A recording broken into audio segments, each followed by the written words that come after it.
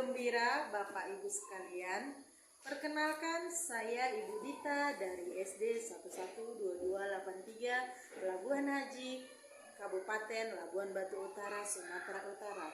Di sini saya akan berdiskusi dengan rekan sejawat saya tentang bagaimana melakukan strategi penerimaan siswa ataupun peserta didik baru yang mendukung proses penguatan tentang transisi PAUD ke SD. Untuk itu, mari kita cermati dan lihat bagaimana diskusi ini berlangsung. Oke, baiklah Bu, di sini saya ingin berdiskusi kepada ibu-ibu di sini tentang strategi penerimaan peserta didik baru di lingkungan sekolah kita, yang mana itu sebagai bukti bahwa kita mendukung penguatan transisi PAUD ke SD. Nah, jadi ini khususnya ke jenjang SD karena kebetulan kita di SD ya Bu. Nah, jadi ada beberapa pertanyaan yang mau kita sampaikan kepada Ibu Sadita tanyakan kepada Bu Lia dan juga Ibu Kemsek nantinya. Yang pertama saya mau menanyakan 3 pertanyaan kepada Ibu Lia.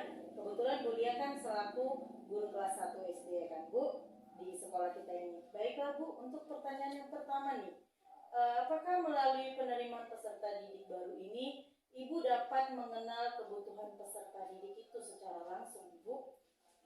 Tentunya belum ya Bu Dita, karena saya belum mengenal pasti background orang itu, background masing-masing atau ketiga peserta didik baru kita yang masuk ke sekolah kita. Jadi mungkin saya harus terlebih dahulu mengobservasi peserta didik baru kita supaya bisa mengetahui kemampuan mereka masing-masing, ya kan, supaya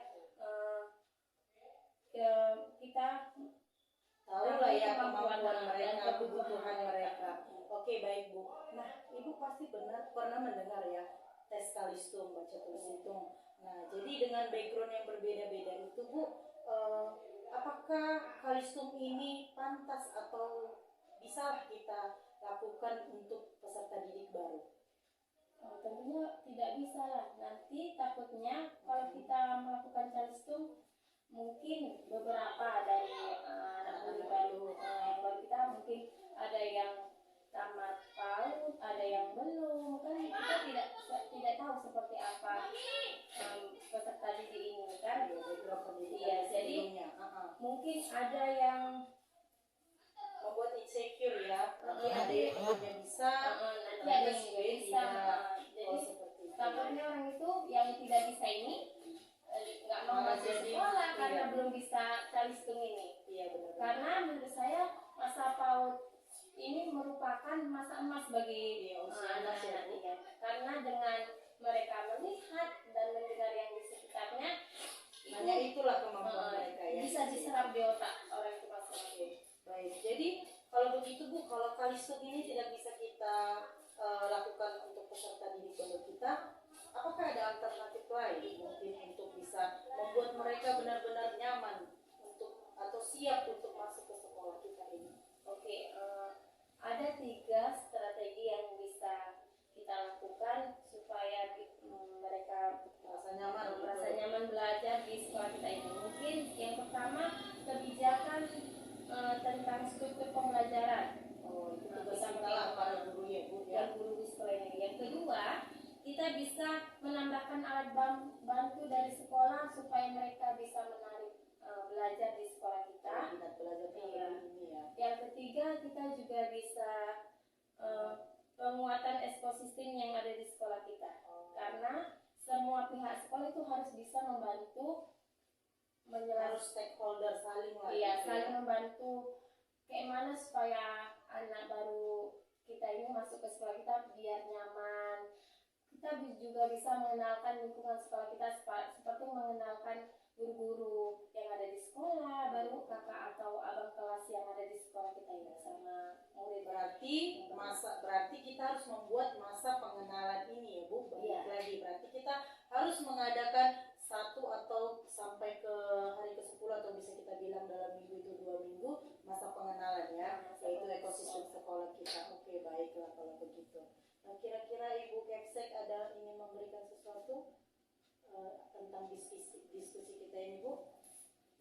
Ya, saya sebagai kepala sekolah, ya pertama saya ucapkan terima kasih karena semua potensi guru yang ada di sini ya cukup baik, dan dapat menjalankan segala aktivitasnya, tugasnya di dalam proses belajar mengajar, terlebih ya pada saat ini kita sedang memakai kurikulum merdeka. Nah, di sini saya mengamati tadi dari hasil pengamatan saya, guru ya sudah bisa menjalankan apa yang dikatakan dengan penguatan kompetensi guru itu.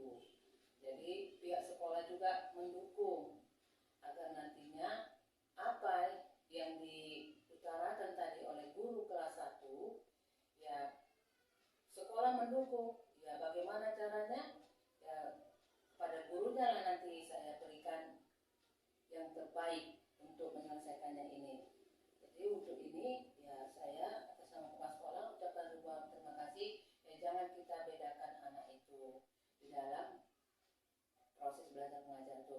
Dari manapun anak itu berada, dari kemampuan ekonomi harus kita samakan karena anak itu banyak berbeda. Ada yang dia masuk dari PAUD dulu, ada yang sama sekali tidak. Ada kita itu harus samakan. Bagaimana kalau yang dari PAUD dia mungkin menonjol kepintarannya, sementara yang tidak mengalami ke PAUD dia tidak tahu sama sekali, megang pensil pun dia tidak bisa.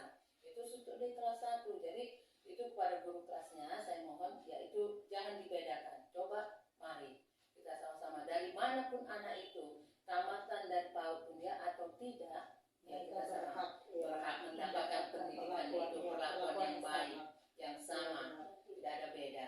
Baiklah. Terima kasih Bu buat diskusi hari ini. Saya pikir saya bisa memberi kesimpulan bahwa dari manapun titik gerak anak kita itu, kita sebagai sekolah harus siap menerima perbedaan yang ada dengan memberikan perlakuan yang sama, ya Bu. Karena sekolah baik pun dinas selalu mendukung kita, baik guru-guru,